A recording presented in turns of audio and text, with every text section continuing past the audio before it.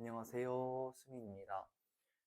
오늘은 저번 영상에 이어서 JLPT 공부법 중에서도 어휘편을 찍어볼까 합니다. 일단 먼저 공부법 소개해드리기에 앞서서 준비물이 필요한데 두 가지 필요합니다.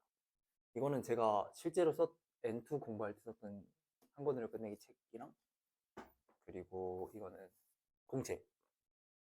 공책은 아무거나 사셔도 되는데 저는 다이소에서 3,000원 정도에 샀던 것 같은데, 좀 그래도 작은 공책보다 좀 이렇게 큰 공책이면 좋을 것 같아요. 한 중간 정도 사이즈? 네, 정도면 딱 좋을 것 같고, 저는 이 두 개로 JLPT 공부, 뭐 어휘, 문법, 뭐 독해, 청해까지 뭐 쭉 다 했으니까요. 두 개만 있으면 충분합니다. 그러면은 이제부터 JLPT 공부법 이제 어휘편 가보시죠. 그러면 어휘편 제가 어떻게 공부했는지, 그리고 각 유형별 꿀팁들 한번 풀어보도록 하겠습니다. 어휘편은 총 이렇게 6가지 유형으로 구성이 되어 있는데, 한자 읽기, 한자 표기, 단어 형성, 문맥 규정, 유의 표현, 용법 6가지고, N3는 아마 단어 형성이 없이 5가지 유형일 거예요. 그래서 어휘편을 제가 어떻게 공부를 했냐면, 이렇게 넘기면 기출어휘 쭉 나오고, 다음에 이제 기출어휘를 확인할 수 있는 문제들 얼마나 외웠는지 이렇게 쭉 나와요.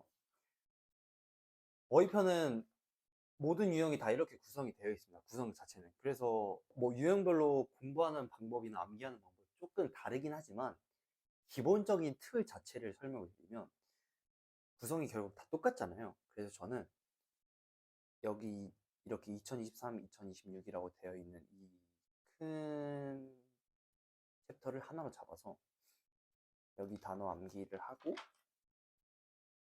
여기 뒤에 문제를 푸는 것까지 여기를 한 챕터로 잡아서 문제 푸는 것까지 해서 하루 분량으로 잡았습니다. 제가 전 영상에서도 말씀드렸다시피 그 최소한 분량을 설정하라고 했잖아요. 하루에 내가 부담 없이 해낼 수 있는 최소한의 양, 그것만 하면 난 놀아도 된다 라는 마음가짐을 갖고 공부하라고 말씀을 드렸는데, 그 분량이 저는 책에서는 이 정도였어요. 그래서 기본적인 하루 분량은 이 정도고, 여기서 좀 더 구체적인 방법에 대해서 얘기해 보자면, 단어를 암기할 때는 저는 단어장을 만들었는데, 그래서 공책이 필요한 거거든요.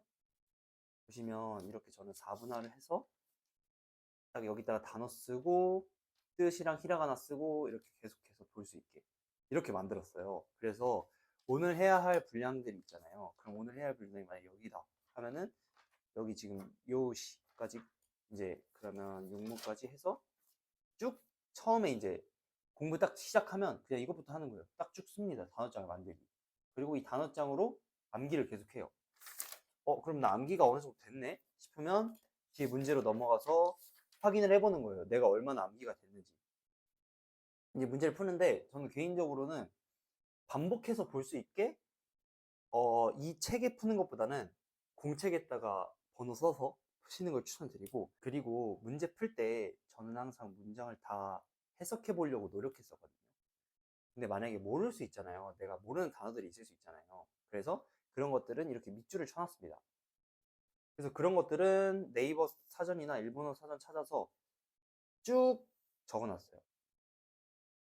그리고 적어놓기만 하고 이날 바로 외우진 않았고, 일단 모르는 거니까 적어만 두고 나중에 외우자 이런 마인드로 적어만 놨고, 그리고 이제 제가 채점할 때 답안지 보면서 했는데, 저는 최대한 모든 문장은 다 해석하고 넘어가려고 했거든요. 그러니까 이거예요. 예를 들어서 이런 문장이 있으면 제가 모르는 단어들이 막 많아요. 그러면 그냥 일단 그날은 다 찾아서 꼭 이 단어를 외우지 않더라도 해석은 다 해보고 넘어가는 거예요. 해설지를 보셔도 되고, 단어 뜻을 꼭 찾아서 이게 이렇게 해서 해석이 되는구나 를 해석해보고 꼭 넘어갔습니다. 네, 그렇게 해서 문제 풀고 채점하고 이제 문제 단어 쓰는 것까지, 문제 모르는 단어까지 이렇게 쓰는 것까지가 이제 하루 분량이었어요. 저는 이렇게 하루 분량하고 이날 하면 이건 끝. 큰 틀은 이렇고, 네, 여기서 이제 유형별로 조금 신경 써줘야 되는 부분이 달라서 각가지 약간 세부적인 디테일이 있거든요. 그래서 그거를 지금부터 한번 설명드려 볼게요. 먼저 한자 읽기부터 보시면, 한자 읽기는 어떤 유형이냐면 한자로 된 단어를 히라가나로 어떻게 읽는지를 알면 되는 문제예요. 그래서 1번 문제 한번 봐볼게요. 센세이니 기초나 시료を 見せていただいた. 이렇게 하면은 이 밑줄 친 단어가 기초라고 읽히는구나 라는 것만 알면 문제를 푸는데 지장이 없어요. 그렇기 때문에 저는 항상 모든 유형을 문제를 잘 풀 수 있는데 초점을 맞췄단 말이에요. 그래서 여기 단어를 외울 때도 예를 들어 이찌지르시라는 현저하다 두드러지다라는 단어가 있잖아요. 그럼 이거를 현저하다 두드러지다라는 한글 뜻보다는 이찌지르시, 이게 이찌지르시라고 읽히는구나 라는 거에 초점을 둬서 좀 더 외웠어요. 한자 읽기 같은 경우에는. 그러면 이제 뒤에 문제 갔을 때도 여기 이제 우쯔라는 것만 묻기 때문에 결국 이것만 알면 풀 수 있단 말이에요. 이거 뜻을 몰라도. 그래서 저는 이걸 중점적으로 외웠고, 왜 이게 중요하냐면 되게 조금 바꿔서 내요, 문제를. 뭘 예를 들면 되냐면, 지금 보시면 이거 아까 나왔던, 제가 말씀드렸던 이치지르시 그거잖아요. 그러면 보면 여기 이치시루시 이렇게 써놓는단 말이에요.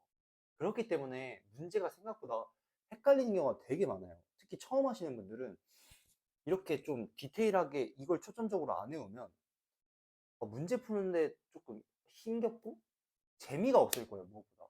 문제가 잘 풀려야 좀 재미가 있는데, 그럼 이제 흥미도 잃고 이제 하기 싫어지는 거죠. 그러니까 저는 그걸 방지하고자 일단 문제를 잘 풀기 위해서 그거에 포커스를 두고 각 유형별로 문제를 잘 푸는 데를 중점적으로 두고 외운 거예요. 그래서 한자 읽기는 이렇게 하면 되고,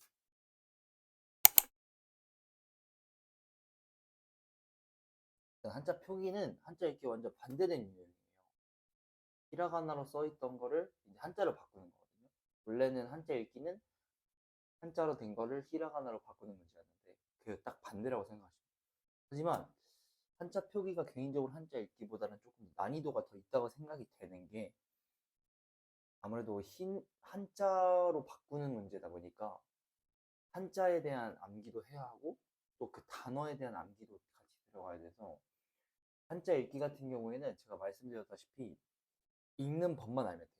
이 한자가 써져 있는 걸 제가 읽는 법, 그러니까 그걸 히라가나로 바꾸는 것만 알면 되지만, 한자 표기 같은 경우에는 한자로 써져 있는 게 아니라 히라가나로 써져 있기 때문에 그거를 한자 뜻으로 바꿔야 된단 말이에요. 그러면은 그 히라가나로 된 뜻의 단어를 알아야 할 뿐더러 그거를 또 한자 뜻으로 바꿔야 되기 때문에 한자 암기 잘해야 되고, 또 단어 암기, 그냥 단어의 읽는 법이라든지 뜻, 그냥 전체적으로 다 암기한다고 생각하시면 돼요. 한자 읽기는 제가 그 히라가나로 바꾸는 거에 집중해서 외우라고 했지만, 지금부터는 이제 한자 표기부터는 그냥 여기 뒤에 나온 대로 예를 들어 뭐 타바네루라는 한자가 있으면 이거를 한자 뜻으로 이게 무슨 뜻인지, 이건 묶을 속자거든요. 이건 묶을 속자인데 이게 묶을 속이고 그럼 대충 묶다라는 뜻 갖고 있을 거고 라는 그런 걸 유추할 수 있기 때문에 한자 뜻도 알아야 되고 단어 뜻도 같이 외우고 그리고 타바네루까지 바꿀 수 있는 그 정도의 암기까지 외우시는 걸 추천드리고, 이제 한자 표기 같은 경우에 어떤 부분이 조금 어렵냐면 1번 문제 보실까요?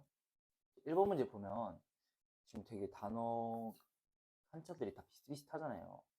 그리고 심지어 이 앞에 거는 상, 여기 앞에 것도 읽히는 건 똑같이 상이에요. 근데 이제 이것도 조금 다르거든요. 여기 지금 보시면 보일지 모르겠지만 여기서 이거는 불을 찡자, 이거는 작을 미자란 말이에요. 근데 되게 비슷한데 조금 달라요. 그래서 이렇게 헷갈리게 해놓는 거예요. 엄청 비슷한 단어를. 그래서 한자 암기를 잘 하셔야 되고, 심지어 이거는 불을 징자라고 했죠. 이것도 불을 징자란 말이에요. 그러면 이게 상징, 똑같이 상징, 이게 쇼조가 상징을 뜻하는, 여기서 답이 상징이란 말이에요. 근데 상징의 그 상이 어떤 한자의 상이냐, 이걸 알아야 맞출 수 있는 문제예요, 이 문제 같은 경우에는. 왜냐면 똑같이 상상인데 상징을 쓸 때 어떤 한자를 쓰냐를 알아야 되기 때문에 이게 단어를 암기를 할 때 이 상징이 이 한자로 쓰이는구나도 같이 알아야 되기 때문에 조금 난이도가 좀 있죠. 한자 읽기에 비해. 그래서 한자 암기를 이 한자가 어떤 단어에 쓰이는지를 좀 잘 알아야 돼요. 왜냐면 음으로 읽히기 때문에 한자가 비슷한 것들이 있어요. 음이. 그러면 그런 거는 여기다가 똑같이 이렇게 읽히게만 해놓고 헷갈리게 내는 거니까 이런 거 좀 주의해서 잘 외워주셔야 돼요. 한자 표기 같은 경우에는 정리하자면 한자, 그 한자편에서 제가 말씀드렸던 한자 외우는 걸 중요시해서 좀 잘 외워주고, 그리고 단어 뜻, 단어는 그 전체적으로 다 외운다 생각하시면 돼요. 뜻이랑 이제 한자랑 이제 이거 어떻게 읽히는지까지. 그리고 만약에 한자에 없는 책들이, 그러니까 한자 공부했던 그 책에 없는 단어들이 있을 수 있어요. 그런 것들은 꼭 여기다가 찾아서 이렇게 딱 적으세요. 저는 단어장을 만들었다고 했으니까 보시면 저는 모르는 한자들은 여기 옆에다가 이렇게 적어놨거든요. 이건 아는데 이건 모르는 거니까 이렇게 적어놨어요. 그래서 계속 단어장 보면서 한자는 이 한자는 이거지 이거지 이런 식으로 쭉쭉 암기하시면 될 것 같습니다. 다음은 단어 형성인데, 단어 형성이 무슨 문제냐? 단어 형성은 파생어나 복합어에 대한 지식을 묻는 문제예요. 이제 파생어랑 복합어가 무슨 말이냐 하면은 쉽게 말해서 이제 이거 보시면 도카이 소다지 이렇게 나와 있잖아요. 도시에서 자람. 이게 이제 도카이와 타츠가 이제 자르다거든요. 자르다. 그래서 이 두 개가 합쳐져서 생긴 의미가 생긴 게 복합어. 그리고 파생어는 예를 들면 그냥 이런 거예요. 영양 같은 거. 아쿠에이교, 뭐 아메리카 류 이런 이 류라든지 뭐 이 앞에 아쿠 이렇게 접두사 접미사 약간 그런 느낌? 네, 그런 것들을 묻는 문제예요. 그래서 단어 형성 같은 경우에는 어떤 문제가 나오냐, 어떤 식으로 문제가 출제가 되냐면 11번 보면은 이제 여기서 이게 결혼이라는 한자거든요. 그러면은 이 뒤에 이렇게 빈칸을 뚫어놔서 이 문장을 해석을 해보면 남녀의 결혼 땡땡의 차이에 대해서 조사했다. 여기서는 답이 1번이에요. 그러니까 결혼 간의 차이에 대해서 조사했다라는 문장인데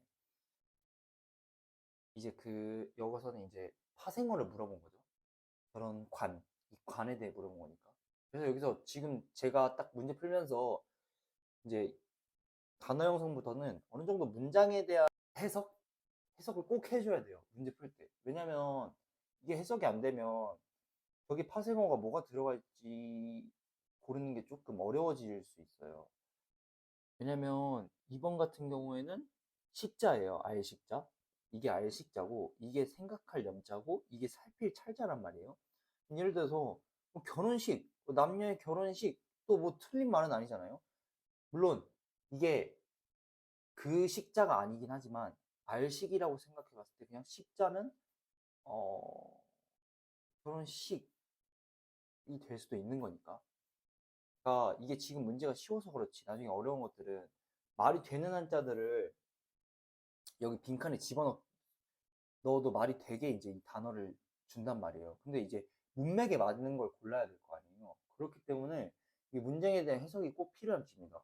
그래서 지금 이때부터는 단어 암기가 결국 제일 중요하기 때문에 결국 이런 단어들도 단어를 알아야 해석을 할 수 있는 거기 때문에 단어 암기를 조금 더 중점적으로 해서 외우시고 그래서 일단은 여기서는 제가 드릴 꿀팁은 어쨌든 문장을 해석해야 하기 때문에 앞에 단어들을 잘 암기를 해놔야 해서 단어 암기가 중요하다. 물론 어차피 뒤에 문제들은 여기 앞에 나온 단어들을 토대로 나오기 때문에 문제를 푸시는데 어려움은 없겠지만 여기 이제 문장을 해석하면서 내가 이거 모르겠다 단어들을 좀 찾아서 제가 공책에 적었듯이 똑같이 적어서 좀 암기를 좀 단어 암기를 조금 열심히 하시면 이것도 어렵지 않게 푸실 수 있을 거라 생각이 듭니다.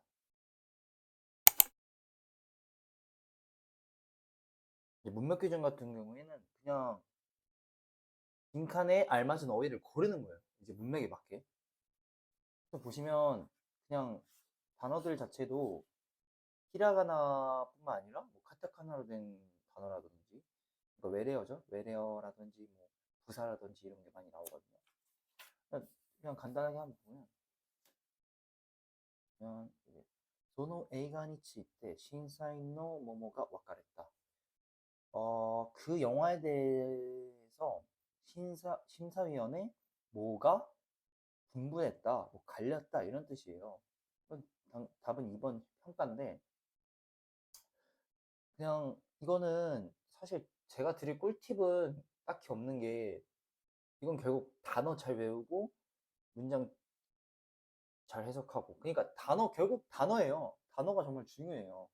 그래서 이거 같은 경우는 그냥 단어 암기 잘 하셔서 지금 여기 문제 잘 풀고 혹시나 문장이 해석이 안 된다 하시면 일단은 처음에는 그냥 문제를 푸세요.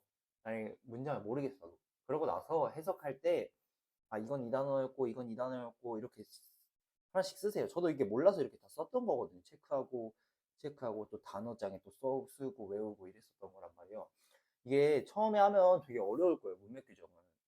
왜냐면 이게 문장 해석도 해야 되고 그리고 단어 암기는 당연히 돼 있어야 되고 하는 거기 때문에 조금 어렵다 이렇게 느낄 수 있는데 왜냐면 이게 좀 문법도 살짝 섞여 있으니까 문장이 그러니까 너무 여기서 좀 좌절하시지 마시고 그냥 일단 하시고 문제는 그냥 푸세요. 아시는 대로. 예를 들면 뭐 이 단어는 난 오늘 외운 적이 없어 하는 그런 식으로라도 문제를 풀어서 맞추시고 그 다음에 이제 해석할 때는 좀 진짜 공부하는 마음으로 아 이건 몰랐네 이렇게 단어 체크해 놓고 또 단어장에 써놓고 계속 반복해서 보시면 되니까 규정은 따로 제가 드릴 팁은 없고 단어 암기 좀 열심히 하셔서 하시면 잘 풀 수 있는 유형이라고 생각이 됩니다.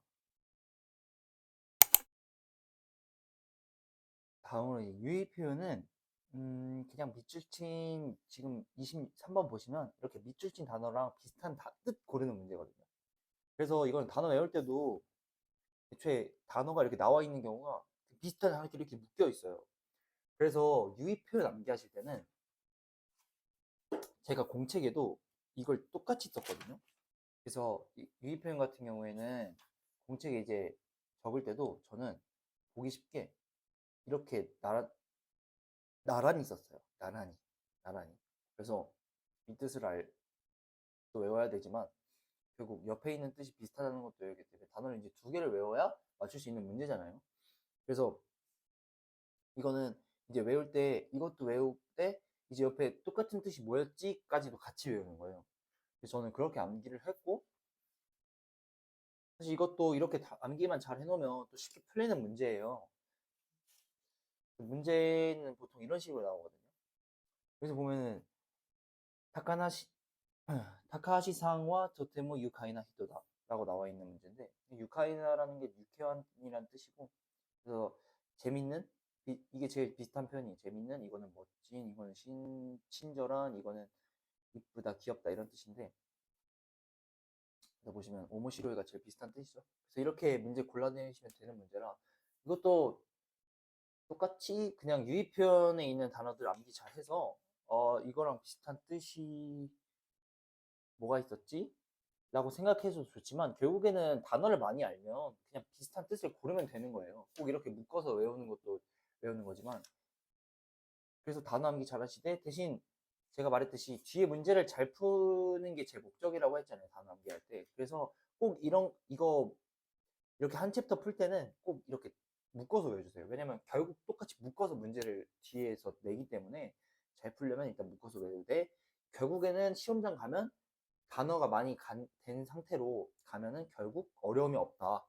왜냐면 그냥 다 해석하고 유의한 표현 고르면 되는 거기 때문에 그래서 이거 같은 경우에도 유의 표현은 오히려 문맥 규정이랑 단어 형성보다는 좀 쉬운 게 결국 이거랑 비슷한 뜻만 고르면 되는 거예요. 밑줄친 단어만. 그래서 밑줄친 단어만 봐도 된다. 라는 게 솔직히 좀 제 문제 풀 때 살짝 꿀팁 같은 거고, 결국에는 유의편도 단어가 중요하다. 이제 다음으로 마지막 이제 용법인데, 용법 같은 경우에는 제일 어렵습니다.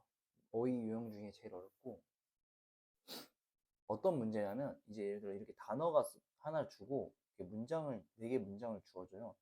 그래서 이 단어를 여기다 빈칸에 집어넣어서 뜻을 만들어낸 건데, 이제 여기서 올바른 뜻으로 쓰인 걸 고르면 되는 문제예요. 사실 수능에서 국어 문제 보다 보면 독서 영역의 마지막쯤인가? 그쯤에 막 밑줄친 단어들 이렇게 모아갖고 올바른 의미로 쓰인 거 고르라고 하잖아요.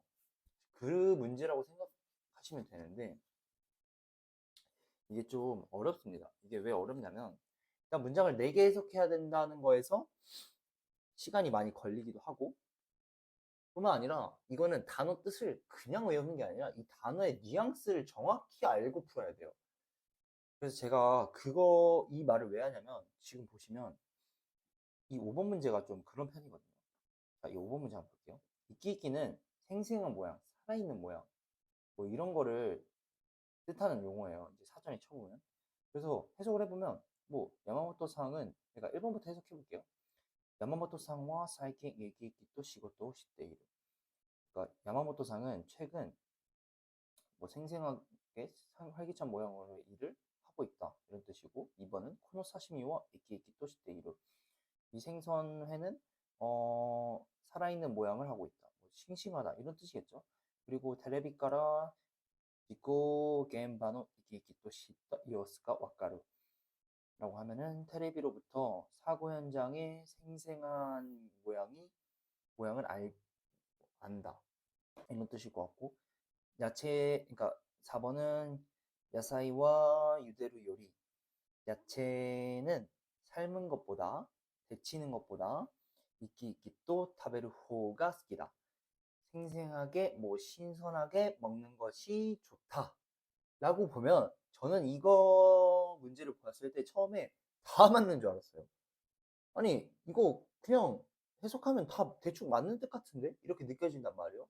근데 이끼이끼라는 단어 자체가 사람이나 생물의 생생한 상태를 나타내는 뉘앙스를 가지고 있어요. 그렇기 때문에 2번 같은 경우에는 고노 사시미와 이끼이끼 또 시대이루. 이게 왜 안 되냐면, 사시미는 회예요. 죽어 있단 말이에요, 이미. 그렇기 때문에 이끼이끼라는 말이 성립이 안 되는 거예요. 이거는 살아있고 사람이나 생물한테 쓰는 거기 때문에. 그래서 똑같은 맥락으로 3번 같은 경우에는 그 우리가 한국말로 쓰는 그 생생한 느낌이라는 그 이끼이끼가 아니에요, 여기서는. 그러니까 이거는 이끼이끼는 사전에는 그렇게 생생한 살아있는 모양 이렇게 나와 있지만 그런 뜻으로 쓰이지 않는 거예요, 일본어에서는. 그래서 그 뉘앙스를 정확히 아시면 3번 같은 경우에 또 될 수가 없는 거죠. 결국 사고 현장이 생생하다는 건, 사고 현장은 살아있는 생물이 아니잖아요. 그래서 3번도 땡. 4번도 야채잖아요. 야채는 생물이나 사람, 이런 살아있는 생생한 그 활기찬 모양을 나타내는 게 아니에요. 그렇기 때문에 여기서 얘기하는 거는 신선한, 이런 뜻을 써야 맞는 건데, 이끼기는 그런 뜻을 내포하고 있지 않단 말이죠. 그래서 1번이 답이거든요. 야마모토 상이 최근에 활기찬 모양으로 일을 하고 있다, 이런 뜻으로 해석이 되는 거란 말이에요. 그래서 이거는 야마모토 상, 그 사람에 대한 활기찬 모양을 나타내는 거라 1번이 정답인데, 사실 이런 문제가 많진 않지만 가끔씩 뭔가 다 맞는 것 같고 좀 헷갈리는 문제들이 문제 풀다 보면 나와요. 어떤 건 좀 되게 쉽게 풀리는 것들도 많아요. 이렇게 좀 뉘앙스를 잘 몰라도 이렇게 뉘앙스를 정확히 알고 풀어야 하는 문제들이 있어요. 그래서 저는 이게 문제 풀다가 만약에 예를 들어서 이걸 모르겠어요. 그리고 뭔가 다 맞는 것 같아요. 그럼 일단 최대한 시험장에서 풀듯이 풀다는 마음으로 체크를 일단 합니다, 문제를. 그리고 이제 해석할 때 결국 답안지에도 나오지 않는 내용이란 말이에요, 이 뉘앙스 같은 경우에는. 그리고 특히 이 다락원 교재에서는 해설지가 그렇게 친절하지 않아서 지금 보시면 이런 식으로만 답인 것에 대한만 해석만 있단 말이에요. 그래서 나머지 문장이 왜 틀렸는지 안 나오는데 저 같은 경우에는 이걸 사진 찍어서 챗GPT한테 궁금한 내용을 물어봤었습니다. 그래서 만약에 여러분들도 문제를 푸시다가 용법에서 헷갈리는 문제가 있다면 전 챗GPT를 쓰시는 거를 조금 추천을 드리고, 아니면은 그 유아다요 선생님 거는 제가 기억상으로는 되게 친절하게 되어 있었거든요. 그래서 그걸 참고하시되, 만약에 그걸로도 부족하다 하시면 챗GPT를 활용해서 푸시면 될 것 같습니다. 결국에 제가 드리는 꿀팁은 용법 같은 경우에는 어렵습니다. 어렵기 때문에 단어 잘 암기하셔서 오셔야 되고, 그리고 단어 암기뿐만 아니라 그 단어에 대한 뉘앙스를 알아야 되는 경우도 있으니 모를 때는 챗GPT를 꼭 이용해라. 이렇게 하시면 아마 용법은 또 하시다 보면 아, 별로 어렵지 않구나 이렇게 느끼실 거기 때문에 용법은 이렇게 공부하시면 됩니다. 이제 마지막으로 이제 용법까지 다 끝이 나면 뒤에는 이제 단어가 쭉 정리된 게 나와요. 보시면 이렇게 넘기면 여기서부터 명사부터 해서 쭉쭉 정리해서 단어가 엄청 많거든요. 지금 엄청 많아요. 그래서 저는 지금부터 이제는 단어 암기를 딱 용법까지 끝나고부터는 단어 암기와 그 다음 문법을 들어갔어요. 같이. 단어 암기 같은 경우에는 지금 이렇게 한 장, 144부터 145 이렇게 한 장을 단어장에 적고 외우는 그 방식을 한 장씩 했습니다. 하루에 분량을. 그래서 똑같이 그렇게 암기하고, 이거는 뒤에 단어를 푸는 문제가 없잖아. 그러니까 확인할 수 있는 그 문제가 없잖아요. 그래서 저 같은 경우에 그냥 단어장에 썼던 거를 이제 가리고 제가 암기를 했을 때 한 2개 정도 틀리면 이제 통과로 해서 그렇게 하루 분량을 잡았고, 이제는 이때부터는 단어 암기와 이제 그 다음에 문법이라든지 독해 이런 거 할 때 병행하면서 같이 했었거든요. 그래서 이것도 쭉쭉 넘어가서 다 만약에 이제 외우다가 이제 보니까 겨우 끝이 났다. 이제 끝이 나면은 이때부터는 이제 다시 반복. 단어장을 처음부터 반복하고, 제가 처음에 말씀드렸다시피 문제집의 문제를 최대한 공책에 제가 풀라고 말씀드렸으니까 다시 또 확인하고, 그런 식으로 전 단어는 계속 반복했어요. 이게 단어가 결국 제일 중요해요. 문법을 가도 결국 단어고, 독해를 가도 결국 단어입니다. 그래서 이 어휘편에서 기본을 탄탄하게 잘 다져 놓으시면 분명히 나중에 갔을 때 도움이 많이 되기 때문에 처음부터 막 엄청 많이 외워야겠다 이런 생각보다는 매일매일 꾸준히 쌓아가야겠다 이런 생각으로 외우시면 될 것 같고, 오늘 이렇게 어휘편 찍어봤는데 결국 제가 항상 말씀드리는 게 정말 중요한 게 단어 암기는, 그리고 언어는 꾸준히 매일 조금씩 이 중요해요. 진짜 매일이 엄청 중요해요. 매일 하는 게. 여러분이 하루하고 다음날 안 하고 또 이렇게 건너뛰고 이러다 보면 습관도 무너질 뿐더러 암기적인 측면에서 효율적이지 못해요. 그러니까 하루에 내가 의지가 너무 생겨서 이날 너무 공부 진짜 열심히 할 수 있는 날 있잖아요. 진짜 잘 되고. 그런 날도 너무 그 의지에 맞게 하려고 하지 말고 항상 잔잔하게 비슷한 수준으로 흘러가도록 좀 습관을 잡으셨으면 좋겠어요. 너무 안 되는 날을 기점으로 잡아서 그거의 최소한의, 그게 이제 최소한의 범위잖아요. 내가 너무 안 돼도 이만큼은 할 수 있는 거니까.